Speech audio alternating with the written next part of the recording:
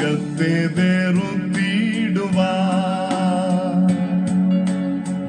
പാപത്തെ ജയിച്ചിടുവാൻ, ശത്രുവോടെ എതിർത്തിടുവാൻ, തിരുകൃപ മതി എനിക്ക്. ലോകത്തെ വെറുത്തിടുവാൻ, പാപത്തെ ജയിച്ചിടുവാൻ, ഹല്ലേലൂയ, ശത്രുവോടെ എതിർത്തിടുവാൻ, തിരുകൃപ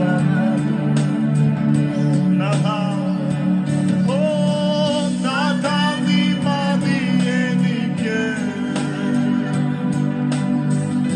നിൻ കൃപ മതി എനിക്ക്. നാഥാ നീ മതി എനിക്ക്, നിൻ കൃപ മതി എനിക്ക്. ഈ മരുയാത്രയാടിൽ തിരുകൃപ മതി എനിക്ക്. Praise the Lord. കർത്താവ് അനുഗ്രഹിക്കട്ടെ. കഴിഞ്ഞ ദിവസങ്ങളിൽ ഞാനൊരു വീഡിയോ കാണാൻ ദൈവം ഒരു അവസരം തന്നു.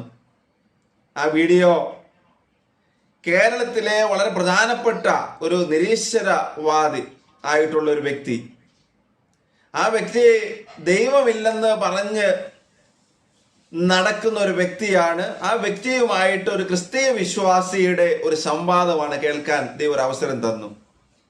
ക്രിസ്തീയ വിശ്വാസിയെ സംബന്ധിച്ചിടത്തോളം നല്ല അറിവും പാണ്ഡിത്യവും എല്ലാ കാര്യങ്ങളെ കുറിച്ച് കൃത്യമായ ജ്ഞാനവുമുള്ള ഒരു വ്യക്തിയാണ്.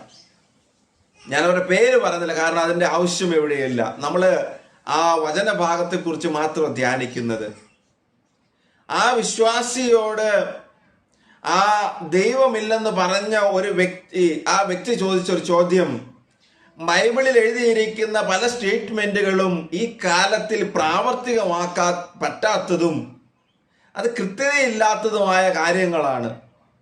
ഒരു ഉദാഹരണമായിട്ട് പറയുന്നത്, ഒരു ചെകിടത്തടിക്കുന്നവന് മറു ചെകിട് കാണിച്ചു കൊടുക്കണമെന്ന് യേശു പറഞ്ഞിട്ടുണ്ട്. നമ്മൾ ലൂക്കായുടെ സുവിശേഷം 6-ാം അധ്യായത്തിൽ അത് വായിക്കുന്നുണ്ട്. അതിന്റെ ഹെഡിങ്ങിൽ തന്നെ പറഞ്ഞിരിക്കുന്നത് തിന്മയെ നന്മ കൊണ്ട് ജയിക്കണമെന്നാണ്. അപ്പോൾ ആ വ്യക്തിയുടെ ചോദ്യം എന്ന് പറയുന്നത്, ഈ സ്റ്റേറ്റ്മെന്റ് കറക്റ്റ് ആണെങ്കിൽ ഒരു ചെകിട് അടിക്കുമ്പോൾ മറു ചെകിട് കാണിച്ചു കൊടുത്തിട്ടുണ്ടെങ്കിൽ അടിക്കാൻ വന്ന വ്യക്തിക്ക് ഒരു മാനസാന്തരം വരുമെന്നാണ് യേശു പഠിപ്പിച്ചത്. എന്നാൽ യേശുവിന്റെ ജീവിതത്തിൽ ഇത് കാണുന്നില്ലല്ലോ. അങ്ങനെയെങ്കിൽ യേശു കുരിശിൽ തറയ്ക്കപ്പെടേണ്ട ആവശ്യം ഉണ്ടാവുമായിരുന്നില്ല. കാരണം അവർ യേശുവിനെ അടിച്ചപ്പോൾ യേശു തിരിച്ചടിച്ചില്ല.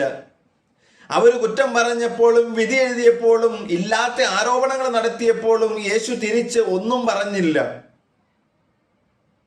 അതാ അടിക്കപ്പെട്ടവർക്ക് മാനസാന്തരത്തിന് കാരണമാകുന്നില്ലെങ്കിൽ യേശുവിൻ്റെ ഈ പഠിപ്പിക്കലുകൾ ഈ കാലത്തിൽ ഒരു ഗുണമുള്ളതോ പ്രാവർത്തികമാക്കാൻ പറ്റുന്നതോ അല്ല എന്ന് ആ വ്യക്തി പറഞ്ഞപ്പോൾ ദൈവരാജ്യത്തിന് വേണ്ടി ഇരുന്ന പാണ്ഡിത്യമുള്ള വ്യക്തിക്ക് ഒരു മറുപടി പറഞ്ഞു കൊടുക്കാൻ പറ്റുന്നില്ല.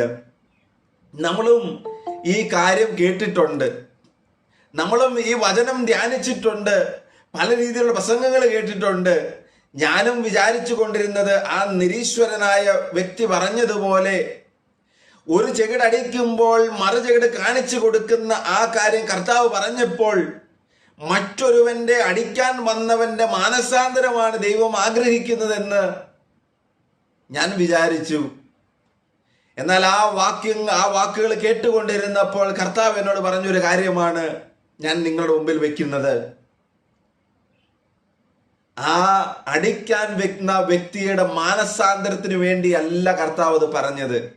ചെറു ചെകിടത്ത് അടിക്കുമ്പോൾ മറു ചെകിട് കാണിച്ചു കൊടുക്കണമെന്ന് പറഞ്ഞത് അടിക്കാൻ വരുന്നവൻ ഒന്നടിച്ചിട്ട് രണ്ടാമത് അടിക്കാതിരിക്കാൻ വേണ്ടിയോ അവൻ മാനസാന്തരപ്പെടുന്നതിന് വേണ്ടിയോ അല്ല. കർത്താവ് പറഞ്ഞു, അടിക്കാൻ വന്നവൻ ചിലപ്പോ രണ്ട് ജഗടത്ത് മാത്രമല്ല നമ്മളെ മൊത്തം അടിച്ചേ പോകത്തുള്ളൂ.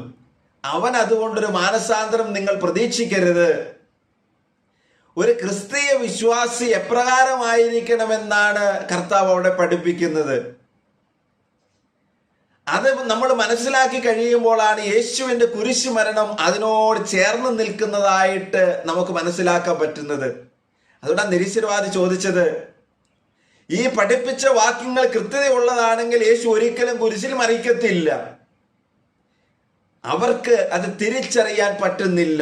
വചനം നമ്മളോട് സംസാരിക്കുമ്പോഴാണ് ഇത് നമ്മുടെ ജീവിതത്തെ മാറ്റുന്നത്.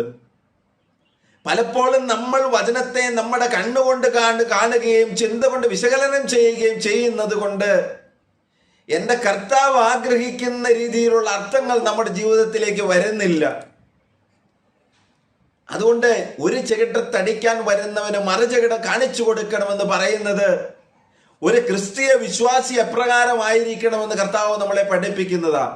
അടിക്കാൻ വരുന്നവന്റെ മാനസാന്തരമല്ല ദൈവം ആഗ്രഹിച്ചത്. അതിന് ഹെഡിങ് പറഞ്ഞത് തിന്മയെ നന്മ കൊണ്ട് ജയിക്കണം. ആരാണ് തിന്മ? പിശാചിനെയാണ്. പിശാചിനെ ജയിക്കണമെങ്കിൽ എങ്ങനെയാ ജയിക്കാൻ പറ്റുന്നത്? അടിച്ച് ജയിക്കാൻ പറ്റത്തില്ല, വഴക്ക് കൂടി ജയിക്കാൻ പറ്റത്തില്ല, തെറി പറഞ്ഞ് ജയിക്കാൻ പറ്റത്തില്ല. നന്മ കൊണ്ട് ജയിക്കാൻ പറ്റത്തുള്ളൂ. നമ്മളിൽ ആ നന്മ വേണം. അതുകൊണ്ട് കർത്താവ് പറഞ്ഞത്, നിന്നെ ദ്രോഹിക്കുന്നവനോട് നീ സ്നേഹത്തോടെ പെരുമാറണം. മേലങ്കി എടുക്കാൻ ആഗ്രഹിക്കുന്നവന് ഉടുപ്പ് കൂടി കൊടുക്കണം. അങ്ങനെ നിനക്ക് ദ്രോഹമായിട്ട് വരുന്നവനെ നീ സ്നേഹിക്കുന്നവനായിട്ട് മാറണം. അങ്ങനെ നിന്നിൽ യേശു ഉണ്ടെന്ന് മറ്റുള്ളവരെ കാണാൻ ഇടവരുത്തണം. അപ്പോഴാണ് നമ്മൾ യഥാർത്ഥ ക്രിസ്തീയ വിശ്വാസികളായിട്ട് മാറുന്നത്. ഇത് അവരുടെ മാനസാന്തരത്തിന് വേണ്ടിയല്ല കർത്താവ് പറഞ്ഞത്. നമ്മൾ എങ്ങനെ ജീവിക്കണം, ഒരു ക്രിസ്തീയ വിശ്വാസി എപ്രകാരമായിരിക്കണമെന്ന് യേശു പഠിപ്പിച്ച ഒരു ഭാഗമാണ്. അതുകൊണ്ടാണ് ഇതിനോട് ചേർന്ന് നിൽക്കുന്ന ഒരു കാര്യമായിട്ട് മാറി യേശുവിൻ്റെ കുരിശു മരണം. ഇല്ലെങ്കിൽ യേശുവിൻ്റെ ആ കുരിശു മരണം ഇതിനോട് യോജിക്കത്തില്ലായിരുന്നു. ഒരു കാര്യം നമ്മൾ ശ്രദ്ധിക്കുമ്പോൾ, പഴയ നിയമ പുസ്തകങ്ങളിലൂടെ കടന്നു പോകുമ്പോൾ ഒരുപാട് ആൾക്കാർ വിശ്വാസത്തിന് വേണ്ടി പീഡകൾ ഏൽക്കേണ്ടി വന്നപ്പോൾ അവിടെ എല്ലാം ഒരു കൈ വെട്ടാൻ വരുന്നവന് മറുകൈ കാണിച്ചു കൊടുക്കുന്നവനാ. കൈകെട്ടാൻ വരുന്നവന് കാലുകൂടി വെട്ടിക്കോ എന്ന് പറയുന്നവന്, കൈകാൽ വെട്ടിയവനോട് നീ എൻ്റെ തലയും കൂടെ വെട്ടിയെടുത്തോ എന്ന് പറയുന്ന വിശ്വാസികളെ നമ്മൾ കാണുമ്പോൾ കർത്താവ് നമ്മളെ പഠിപ്പിക്കുന്ന ഒരു കാര്യമുണ്ട്. അത് വെട്ടാൻ വരുന്നവന്റെ മാനസാന്തരമല്ല ദൈവം ആഗ്രഹിക്കുന്നത്. ക്രിസ്തീയ വിശ്വാസിയുടെ വിശ്വാസത്തിന് വേണ്ടിയുള്ള നിലനിൽപ്പും സഹനവും പോരാട്ടവും തിന്മയെ ജയിക്കുന്നതിന് വേണ്ടി എപ്രകാരമായിരിക്കണമെന്ന് കർത്താവ് നമ്മളെ പഠിപ്പിക്കുകയാണ്. ഇങ്ങനെ വചനം നമ്മളോട് സംസാരിക്കുമ്പോൾ നമ്മൾ ദൈവത്തെ അറിയുന്നതിനും ദൈവം ആഗ്രഹിക്കുന്ന വഴിയിലൂടെ യാത്ര ചെയ്തതിന് കാരണമാകും.